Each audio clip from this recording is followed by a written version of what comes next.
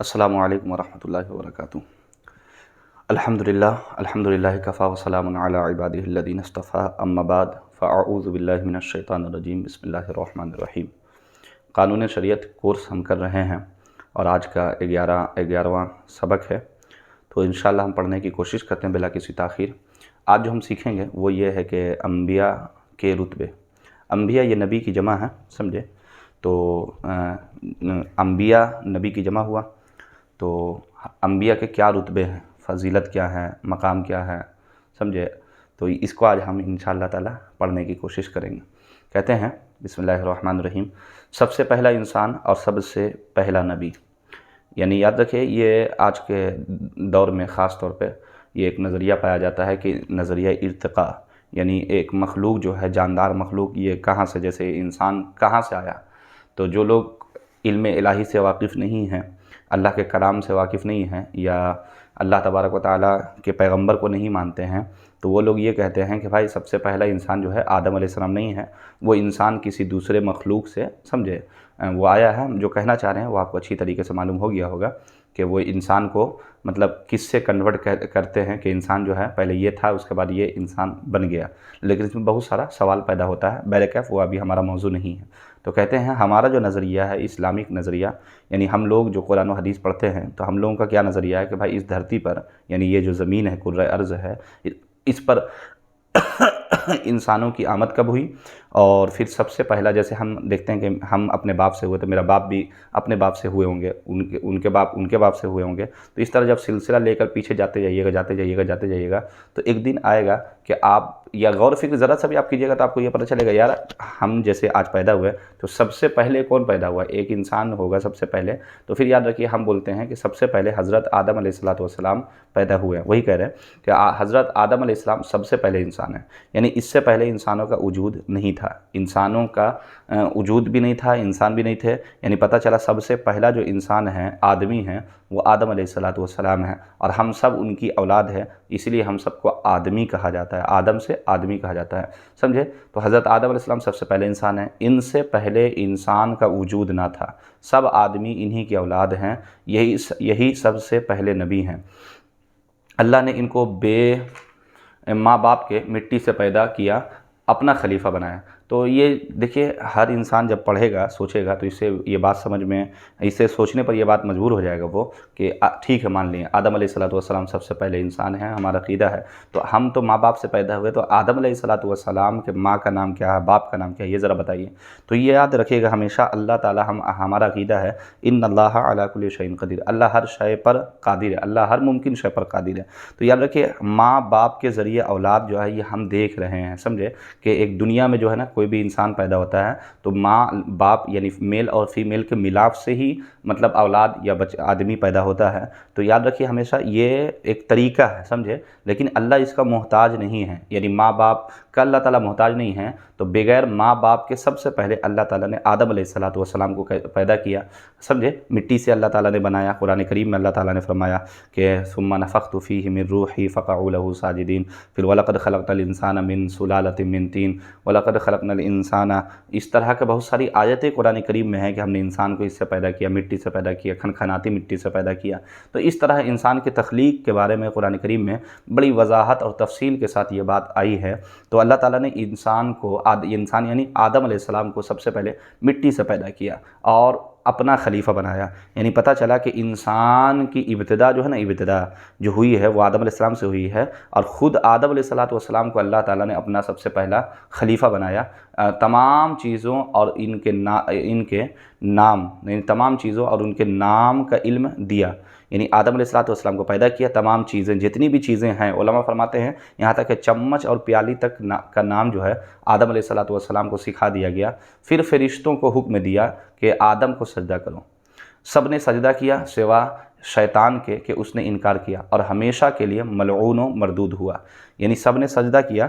تو یہ آپ بہت مشہور واقعہ آپ سنے ہوں گے کہ اللہ تعالیٰ نے جب دنیا میں اپنا خلیفہ بنانا چاہا انسان کو، تو فرشتوں کو اللہ نے کہا کہ جب میں انسان کی نوک پلک سنوار دوں تو اس کے بعد تمہیں کیا کرنا ہے، تمہیں سجدے میں گر جانا ہے۔ تو سب نے سجدہ میں گر گیا۔ تو ایک شیطان عزازیل تھا، سمجھے؟ تو یہ سجدہ نہیں کیا، تو اللہ تعالیٰ نے پوچھا قال ما منعک الا تسجد اذ امرتک، کہ جب میں نے تجھے حکم دیا تو تو نے سجدہ کیوں نہیں کیا؟ تو شیطان کہنے لگا کہ اے اللہ، قال انا خیر من خلقتنی من نار وخلقتہ من طین، یہ تو میں جو ہے اے اللہ میں بہتر ہوں، کس سے؟ یہ آدمی سے، یعنی آدم سے بہتر میں ہوں۔ تو اللہ تعالیٰ نے فرمایا، اور دلیل بھی دینے لگا کیوں بہتر ہے بھائی، تو سنیے دلیل کیا ہے۔ قال انا خیر من خلقتنی من نار وخلقتہ من طین، تو نے مجھے آگ سے اور آدم کو مٹی سے پیدا کیا، اور میں افضل ہوں، اور افضل ہو کر کے مفضول کے سامنے نہیں جھکتا۔ یعنی اس کو عام لفظ میں یہ سمجھیے کہ بھائی ایک بیٹا جو ہے نا باپ کے سامنے جھکتا ہے، نہ کہ باپ بیٹا کے سامنے جھکے گا۔ ایک شوہر بیوی جو ہے، بیوی ایک شوہر کے سامنے جھکتی ہے، نہ کہ شوہر اپنے بیوی کے سامنے جھکے گا۔ بات سمجھ میں آ رہی ہے نا؟ تو یہ کیوں؟ اس لیے کہ اللہ تعالیٰ نے شوہر کو افضل بنایا، بیوی کو مفضول بنایا، بیٹا کو افضل بنایا، باپ کو افضل بنایا، بیٹے کو مفضول بنایا۔ تو مفضول جو ہے وہ افضل کے آگے جھکے گا۔ تو شیطان کہنے لگا میں افضل ہوں تو میں کسی مفضول کے سامنے کیوں جھکوں؟ دیکھیے یہ نہیں دیکھا کہ یہ حکم کس کا ہے۔ یقیناً افضل کے سامنے جو ہے نا مفضول ہی جھکتا ہے، لیکن یہ تو دیکھو کہ حکم کس کا ہے؟ حکم رب العالمین کا ہے۔ تو جب رب العالمین کا حکم ہو جائے تو پھر اپنی عقل اور اپنا دماغ نہیں چلاتے ہم۔ اسی طرح کچھ شیطانیت قسم کے آج جو ہے نا لوگوں کے ذہن میں یہ سوال پیدا ہوتا ہے، اور ہر طرح کی چیز میں شریعت کے حکم میں اپنا دماغ لگاتے ہیں، سمجھے؟ ایسے نہیں ہونا چاہیے، ایسے نہیں ہونا چاہیے۔ جیسے بعض لوگ دیکھیے گا قربانی میں بھائی یہ جانوروں کو ذبح نہیں کرنا چاہیے، تو رمضان میں یہ نہیں کرنا چاہیے، تو عید میں یہ نہیں کرنا چاہیے، تو ربیع اول میں یہ نہیں کرنا چاہیے۔ میں وہ اللہ اور اس کے رسول صلی اللہ علیہ وسلم کے احکامات کے سامنے اپنا دماغ چلاتا ہے کہ نہیں اس کو ایسے بہتر ہونا چاہیے، ایسے بہتر ہونا چاہیے۔ یاد رکھیں ہمیشہ کہ شریعت میں جہاں صریح حکم اللہ رب العالمین کا آ جائے، پھر آپ اور ہم جو ہے نا اپنا دماغ نہیں چلا سکتے ہیں۔ بس ہم یہی کہیں گے آمنا صدقنا، کہ ہم نے ایمان لایا اور ہم نے اس کی صداقت کی، یعنی ہم سچا ہونے کا گواہی دیتے ہیں۔ تو اس لیے آدم علیہ السلام کو ابلیس نے سجدہ نہیں کیا۔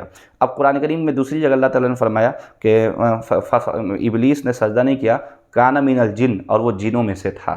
تو ابلیس جب سجدہ نہیں کیا اور وہ جن میں سے تھا، تو اتنی بات آپ کو سمجھ میں آ گیا۔ تو حضرت آدم علیہ السلام سے تو اس کے بعد پھر اللہ تعالیٰ نے اس کو مردود اور ملعون قرار دے کر کے بہشت سے اللہ تعالیٰ نے شیطان کو نکال دیا۔ تو حضرت آدم سے لے کر کے ہمارے نبی صلی اللہ علیہ وسلم تک بہت سے نبی آئے، یعنی آدم علیہ السلام پہلے نبی ہیں، محمد رسول اللہ صلی اللہ علیہ وسلم اسلام کے آخری نبی ہیں۔ اب ان کے درمیان جو ہے نا بہت سے نبی، کتنے نبی بھائی؟ لگ بھگ جو ہے نا یاد رکھیے ہمیشہ 1,24,000 کم و بیش نبی آئے، سمجھے؟ حضرت نوح علیہ السلام، حضرت ابراہیم علیہ السلام، حضرت موسیٰ، حضرت عیسیٰ، اور ان کے علاوہ ہزاروں آئے۔ یہ چاروں نبی بھی تھے اور رسول بھی تھے، سمجھے؟ ہم اوپر میں پیچھے پڑ چکے ہیں۔ اگر آپ کو نبی اور رسول کے بارے میں تھوڑا مطلب آپ پریشان ہو رہے ہیں کہ بھائی نبی اور رسول کہتے ہیں کس کو ہے، تو پھر مہربانی کر کے تھوڑا سا آپ پیچھے جائیے، ویڈیو میں جا کر دیکھیے، سمجھے؟ ورنہ پھر ہم ہر بار آپ کو بتائیں گے نا اس میں تو ویڈیو بہت لمبی ہو جائے گی۔ کیا خیال ہے آپ کا؟ تو حضرت آدم علیہ نوح علیہ السلام، ابراہیم علیہ السلام، موسیٰ علیہ السلام، عیسیٰ علیہ السلام، یہ چاروں نبی بھی ہیں اور رسول بھی ہیں، سمجھے؟ سب سے آخری نبی اور رسول، ساری مخلوق سے افضل، سب کے پیشوا، حبیب خدا، ہمارے آقا حضرت محمد رسول اللہ صلی اللہ علیہ وسلم ہیں۔ آپ کے بعد کوئی نبی نہ ہوا نہ ہوگا۔ جو شخص ہمارے نبی کے بعد یا آپ کے زمانے میں کسی اور کو نبی مانے یا نبوت ملنی جائز جانے، وہ کافر ہے۔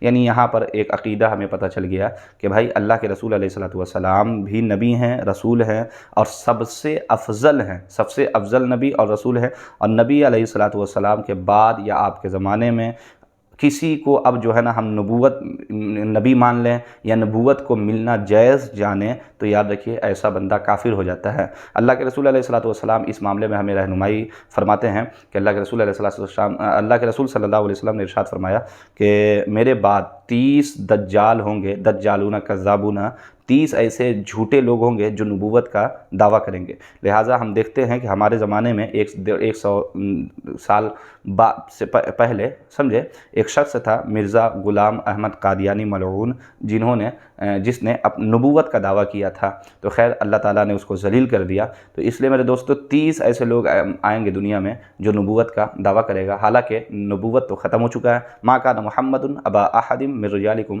ولکن رسول اللہ وخاتم النبیین وکان اللہ بکل شیء علیما، یعنی پتہ چلا کہ اللہ کے رسول علیہ الصلوۃ والسلام آخری نبی ہیں، اور ہمیں یہ عقیدہ ہے، بلکہ سب مسلمانوں کا یہی عقیدہ ہے کہ اب نبی کوئی نہیں آ سکتا، اب قیامت آ سکتی ہے لیکن کوئی نبی نہیں آ سکتا۔ اس لیے ہمارے آقا مولا محمد رسول اللہ صلی اللہ علیہ وسلم آخری نبی ہے، خاتم النبیین ہم رسول اللہ کو اسی لیے کہتے ہیں کہ اللہ کے رسول علیہ الصلوۃ والسلام خاتم النبیین ہیں، یعنی نبوت کو ختم کرنے والے، یعنی رسول اللہ آ گئے تو اب نبوت ختم ہو گئی۔ امید ہے کہ آپ کو یہ بات سمجھ میں آئی ہوگی۔ آگے انشاءاللہ تعالی ہم اگلا سبق پڑھیں گے، تو کیسا لگا آپ کو ویڈیو ذرا آپ کمنٹ کر کے بتائیے انشاءاللہ تعالی، اور اسی طرح دین سیکھتے رہیے۔ انشاءاللہ دین جتنا سیکھیں گے اتنا ہی آپ کو آسانی پیدا ہوگی، اتنا ہی آپ کو اسلام پہ چلنے میں مزہ آئے گا، اتنا ہی آپ کو اسلام کے احکامات جتنا آپ کو سمجھ میں آئے گا نا، تو آپ کو انشاءاللہ تعالی خود بخود احکام اسلام اور شریعت کی باتوں پر عمل کرنے میں اچھا لگے گا کہ ہاں یار یہ تو ہمارے فائدے کی بات ہے۔ تو جو لوگ اسلام نہیں جانتے نا، اسے ہی اسلام پر چلنا مشکل ہوتا ہے۔ اللہ ہمیں دین سیکھنے سمجھنے کی توفیق عطا فرمائے، اللہ ہمیں دین پر چلنے کی توفیق عطا فرمائے۔ رمضان کا مہینہ چل رہا ہے، اللہ ہمیں اس کی قدر، اس کی برکتیں لوٹنے کی توفیق عطا فرمائے۔ اللہ تعالیٰ جو لوگ روزہ رکھ رہے ہیں ان کی روزے کو، جو نماز پڑھ رہے ہیں ان کی نماز کو، جو تراویح کی نماز پڑھ رہے ہیں ان کی تراویح کی نماز کو، جو تلاوت قرآن کر رہے ہیں ان کی تلاوت قرآن کو قبول فرما کر اللہ تعالیٰ تمام مسلمانوں کی مدد فرمائے، بالخصوص فلسطین کے مسلمانوں کی اللہ تعالیٰ مدد فرمائے، وہاں کے باشندوں کی مدد فرمائے، وہاں کی بہنوں کو، ماؤں کی مدد فرمائے، وہاں کے جوانوں کی مدد فرمائے، اور اللہ ہمارے قبلہ اول بیت المقدس کی آزادی عطا فرمائے۔ وآخر دعوانا الحمدللہ رب العالمین۔ السلام علیکم ورحمۃ اللہ وبرکاتہ۔